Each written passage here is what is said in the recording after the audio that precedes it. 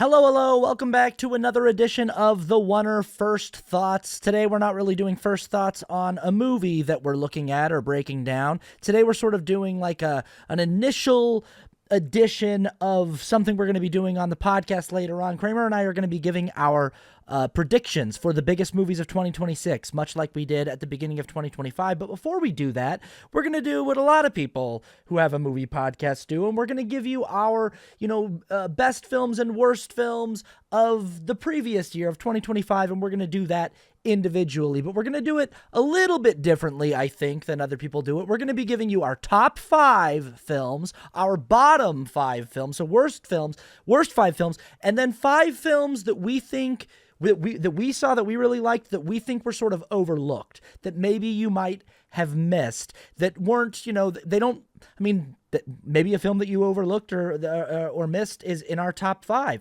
but maybe it's a movie that we really liked, but it didn't really catch on in the cultural zeitgeist. There wasn't a lot of hype around it, a lot of conversation.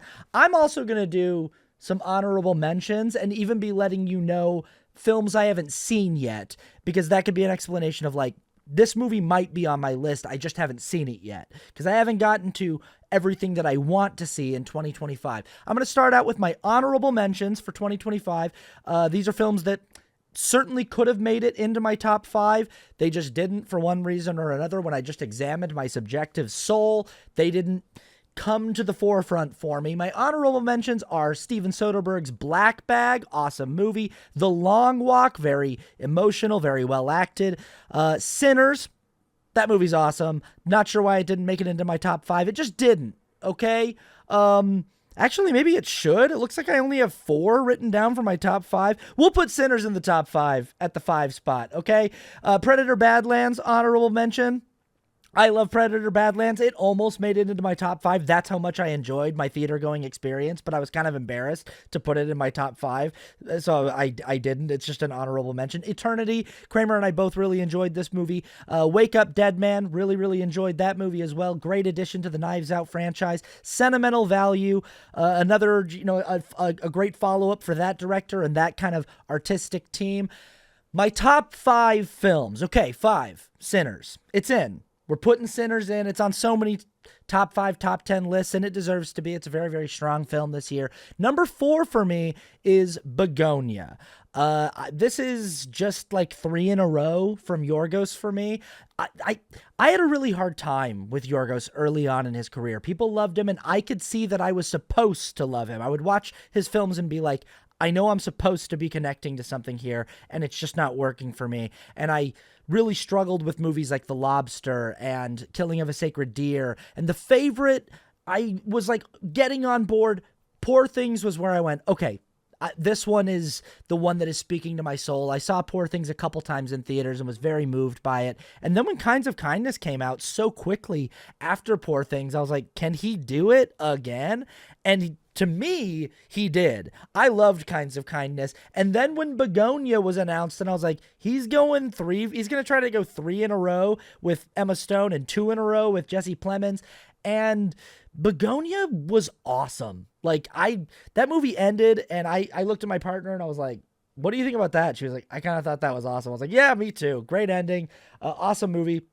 Number 3 on my top 5 list is Weapons from Zach Cregger. Again, this is another movie that's on a lot of top lists of the year, and it was just one of my like best movie theater experiences of the year. There was so much hype around this movie. Everyone was so excited to see what Cregger was going to do for his sophomore effort, and the marketing was so good, and the audience was just so locked in. Again, this is one part of the reason why I thought about putting Predator Badlands on my list, because I had a similar movie-going experience at the theater with that movie where everyone was locked in and we were all responding in the same way. But yeah, for me on the list, it's going to be Weapons. Number 2, I had to rewatch this movie to make sure where it was going to land for me at the end of the year, because even when Kramer and I talked about this movie on the show, I was like, I'm going to have to watch it again, because I always have to watch his movies twice. And this is one battle after another. Again, this is on everybody's top list, but like, I always have to watch a PTA movie twice, and I always like it so much more the second time. And what I found watching one battle and after another the second time is like, Oh, this is maybe the most rewatchable film that I saw all year long. In that way of like, this is an instant classic. It reminds me of like when Scorsese finally won Best Picture with The Departed. And I remember when that movie came out and all the hype around it with awards and everything kind of being like, I liked The Departed, but as far as the Scorsese canon goes, it just sort of seems like another one that's like pretty good, just like a pretty good offering, but I don't see how it stands apart or is so special, when you think about his entire filmography. But it was the one that was getting all the awards. And as time has gone on, and The Departed shows up on TV and stuff, and I pop in and watch it, it's one of those movies that like you can just sort of drop into the middle of it and be right in the middle of the world. And the acting's so good and the writing's so good, and the more times you see it, the better it gets. And it just becomes more and more of like, maybe this is Scorsese's best film. Definitely, maybe it's one of his top 5 best. And that's what I feel about One Battle After Another is like, I feel like it's just got so much to offer on rewatches. There's just so much there to enjoy between all of the performances and the amazing writing and just the really taut editing structure of the film, that it's one of those movies that I think is going to be a classic that can be watched and rewatched and rewatched for years to come. And like one of those, like, just like it's going to be an all-time great when the story is told. And my number one film of the year, listen, call me wrong, call me a nerd, call me a fanboy. I think this is what makes my list unique. I know I've got a lot of picks on here that are on everybody else's list, but I don't see this one on many people's list, and you shouldn't be that surprised. My number one film of the year is James Gunn's Superman. Yeah, that's right, dude. I friggin' love Superman. I love it so much. I gave it a 10 out of 10 when Kramer and I talked about it on the show. My prediction for Superman at the beginning of 2025 was like, I'm going to like it because I'm a big Superman head, and I'm going to be a big apologist for it, even if it's really flawed, because I'm going to go in with like a really open heart. I didn't expect to like it as much as I wound up liking it. I didn't expect to like, it was just like the movie that I needed emotionally this year. And I've never seen, as a lifelong Superman fan and as a lifelong person who like Superman's my favorite superhero, I've never seen a film that was so unapologetic about portraying Superman as he is in the comics. I feel like every time I see Superman in a movie, it's always like that director and that screenwriter's take on the character. And in some ways, they're always kind of apologizing for how corny the character can be. And they're like, we're going to make him like a little bit more, grounded and a little cooler. Obviously, the biggest offender of that is Zack Snyder's Superman, which, by the way, I really enjoy those films. I really like Man of Steel, and I really like Henry Cavill in that series. It is a take on the character. I enjoy the take. It's sort of like an Elseworld take. It's like Nolan's take on Batman. It's like, well, this isn't really the Batman of the comics, if we're being honest, but it's a take, and I enjoy the take. What I liked about James Gunn's Superman is it was like, this is Superman. This is the Superman from the Saturday morning cartoons. This is Superman from the comics. And the movie is not apologizing for any of it, for any of the brightness and the corniness and the unabashed optimism and hopefulness of it. And then everything about the film worked for me. The musical score, the performances, the casting. David Corenswet is the most Superman I've ever seen. I feel like Nicholas Hoult was absolutely amazing. I loved everything about the movie. I saw it 3 times in theaters, and I watched it again at home on HBO Max. And every single time I was just like, this movie rules. It's got the best ending. The ending will make me cry for the rest of my life every time I watch it. So I don't care. Kick rocks if you didn't like Superman. It's my number one movie of the year. And I do believe, I'm still saying this, that it's going to go down in history as one of the best superhero movies ever made, if not like top 5 all time. That's my long-term prediction for that film. Let's get into some of the overlooked films this year that I really liked, that I felt I wish had gotten a little more momentum and a little more attention. One is a movie that I just watched for the first time the other day. People had been telling me to watch this all year long, and I can't believe it took so long. This is, I guess, at my number one spot. I'm going in reverse order here. Is Blue Moon from Richard Linklater, starring Ethan Hawke. I love Richard Linklater movies. I love Richard Linklater and Ethan Hawke when they team up. The Before trilogy is one of my favorite trilogies of all time. I love Boyhood.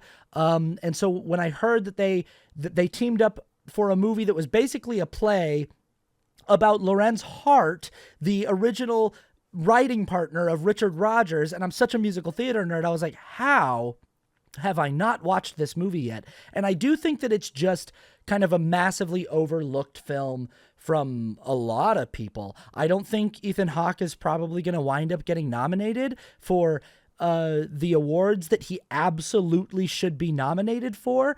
And maybe he will. Who knows? Maybe Ethan Hawke will get some nominations. Maybe Richard Linklater will get a nomination somewhere for Best Director. Maybe the movie squeezes in to a Best Picture nomination. I haven't actually checked out the nominations for the Golden Globes or anything yet, but I do feel like this movie was massively overlooked. And as you know, a lot of Linklater's more artsy projects tend to be, but this was just another one where like 30 minutes into the movie, I was like, oh, this movie's tailor-made for me. Like this movie is my kind of movie. My second most overlooked film that was actually like a wide release that I'm surprised didn't do better is Materialists from Celine Song. Past Lives was my favorite movie from a couple years ago. I still love Past Lives so much. I was so excited to see the follow-up. And when I saw the marketing for Materialists, I was a little bit like, huh, interesting. Following up Past Lives with something that looks like the marketing looks like My Best Friend's Wedding or like How to Lose a Guy in 10 Days. Like it just looks like a classic late 90s, early 2000s rom-com. And I didn't expect that to be Celine Song's follow-up because her tone, as far as she had established her tone with Past Lives, is much more serious and grounded and real world and naturalistic.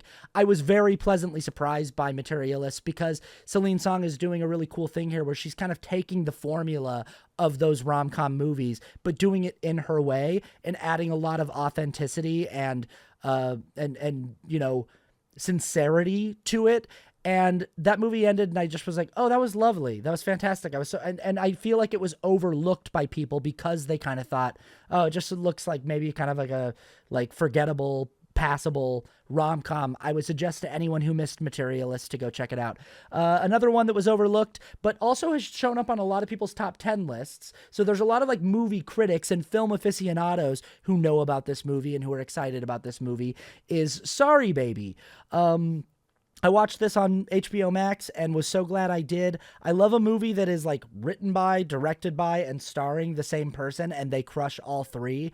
This was such a like amazing coming out party for Eva Victor, and like what they were able to do with this movie was just so impressive. And it was just such an enjoyable film to watch for how heavy the subject matter is. The characters were also likable, and it was such a like delightful, cozy world to live in for an hour and a half. And number 4 on my overlooked list is Lurker. This is another one that I just watched like last week, and I was like, oh man, I'm bummed I didn't see this one sooner. Really, really, really enjoyed Lurker. It's just like a you know. It's basically just like a twist on the classic stalker film, but there are things that are done that I don't want to give away that make this one special in its own way and make it unique in its own way. And I only did 4 of the overlooked ones. I couldn't really, like, I thought of maybe putting sentimental value in the overlooked ones, but again, sentimental value is it's showing up on a lot of people's top lists. Oh, I remember what my fifth one on my top 5 was supposed to be. I put Sinners in there, but it's not Sinners. We're going to put Sinners at 6. I'm so sorry. I didn't write it right because I was looking at Black Bag in my honorable mentions. And number 5 on my top 5 movies, I got to go back, is Presence. Steven Soderbergh's Presence. a lot of people in their top 10 list, Black Bag was on their list. They were like, oh boy, Black Bag from Steven Soderbergh just proves what a good director Steven Soderbergh is. I agree. Black Bag was awesome, but my Soderbergh film of the year that knocked me out in the theater, that Kramer and I both loved, that I think has one of the best endings of 2025 is Presence. It's a more unique film. I think it's a riskier film. I think that the swing is like, I just respect like the fact that it's a small film made on a small budget, but stylistically the swing is really big and it's very unique. And I loved Presence. Can't say enough good things about it. Okay, before I get into the 5 worst films of the year, I want to mention movies I haven't seen yet that I hope to. I haven't seen Marty Supreme. I haven't seen No Other Choice. I haven't seen It Was Just an Accident. I know I'm a typical white American guy who hasn't taken enough of an interest in the foreign film landscape, and I know that these movies are incredible. I'm going to watch them. I haven't seen If I Had Legs, I'd Kick You or Kill You. I can't remember.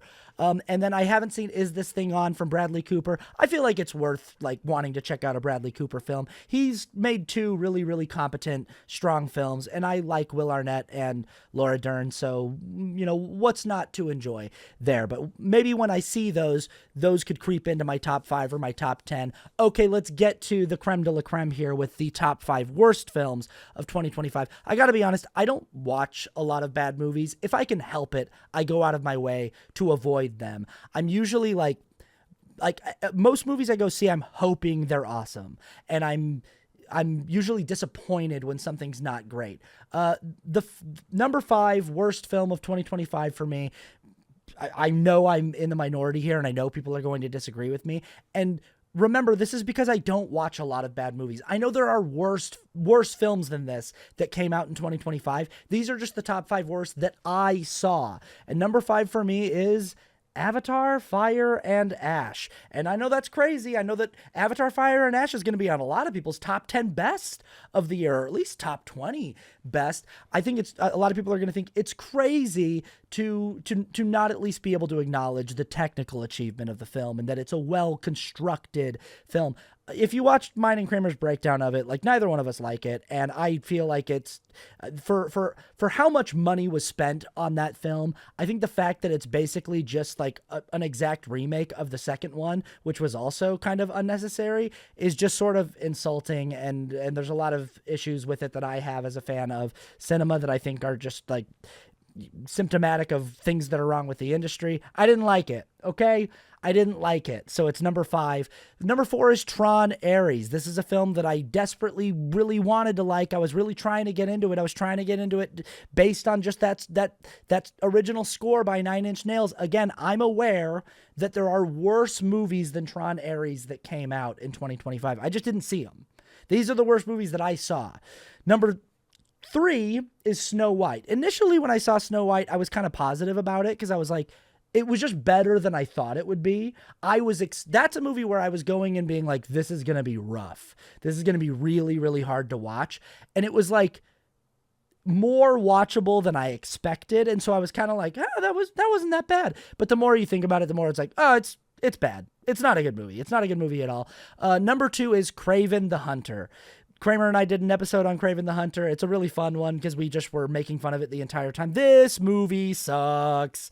It's so bad. It is like on the level of a Madam Web, or, you know, just, it's one of those things where it's like, boy, that Sony superhero universe is just so bad. It's just such a crappy superhero universe, and yeah, that movie sucked. And this should surprise nobody. I'm sure mine and Kramer's number 1 worst film of 2025 is the same. I think this is like almost everyone's number 1 worst film of 2025 because it's genuinely one of the worst movies ever made. And my girlfriend was supposed to be in it and she got cut out of it in post. And it's War of the Worlds starring Ice Cube.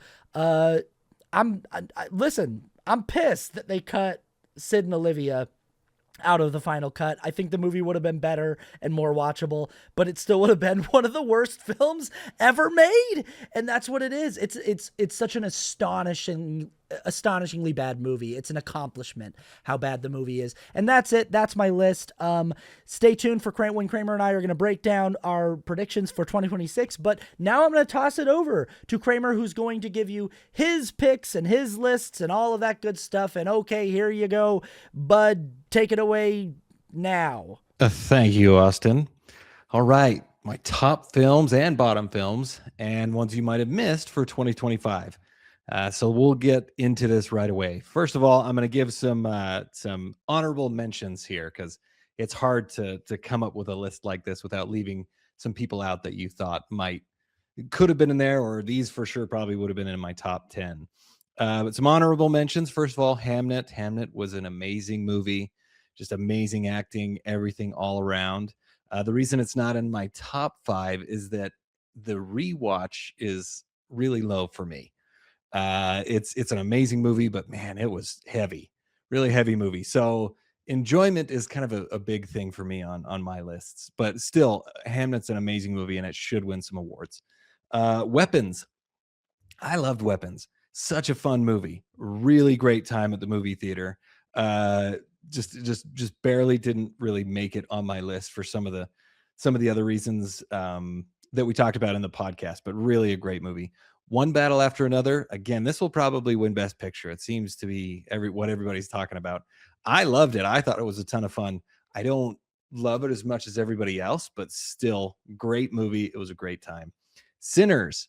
Sinners is at the top of a lot of people's lists, and I watched this movie. The reason it's not on my list in the top 5 is because I watched it on a plane.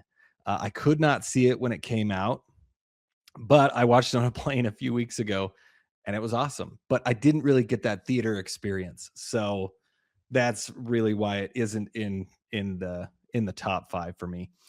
K-pop Demon Hunters. That's a great movie. And the reason it's not on the top is because I never have actually watched it from start to finish. But it's probably the best animated movie of the year, or definitely one of the best animated movie. And it's a lot of fun. It's surprisingly a great movie.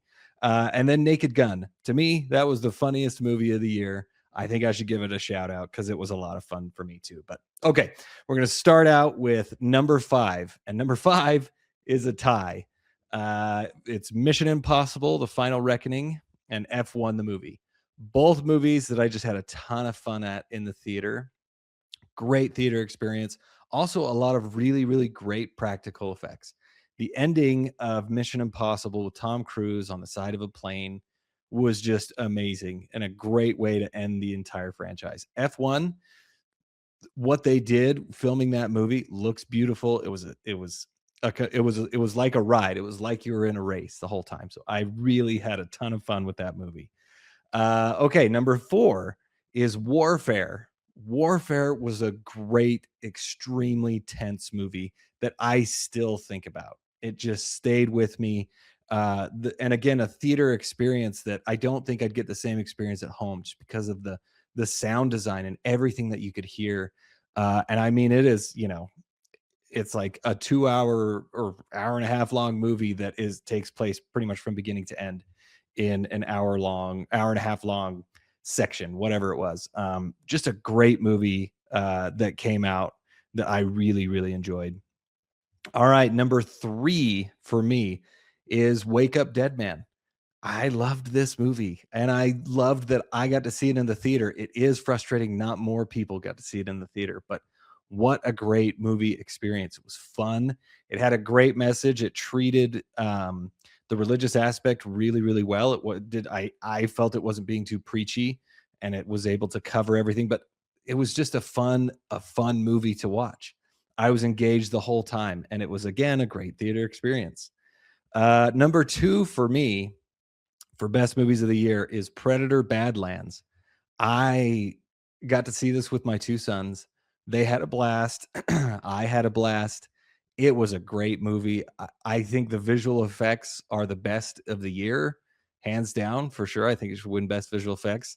I like the story. I was engaged. I had a ton of fun. Action was great. Really a great movie to see. And my number 1 movie of the year for 2025 is Better Man. This movie, technically, in the award season for 2024, but it actually came out in 2025, in January of 2025. I love this movie. It's a movie that I cannot stop thinking about. Even when I saw it, I thought, man, I might have just seen the best movie of the year. And not many people have seen it, but you got to give it a chance. Absolutely love this movie. Really well made, really well structured, great music, great visual effects. The themes in it were all very, very heartfelt. Like it hit me on all levels. And this was actually one of the reasons why I love it too, is this is the last movie that I got to see with my wife, just her and I together. And it's probably going to be the last movie that we're going to be able to do that for a while.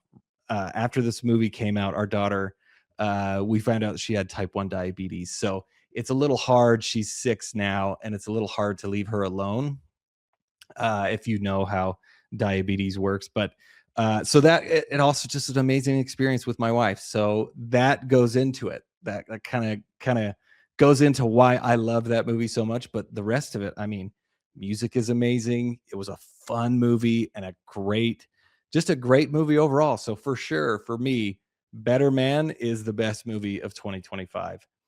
All right, let's move on to the worst movies of 2025. I'll get through these pretty quick. Number 5 is Mickey 17. Just a big miss for Bong Joon-ho. I just couldn't connect with it. Number 4 was Snow White. Snow White again, just man, the CGI dwarves were just weird, and it just kind of didn't really hit for me. Didn't love it. Number 3 is Avatar: Fire and Ash. I could not connect. The visual effects did not bring me into the movie. I didn't like the characters. It was a rehash.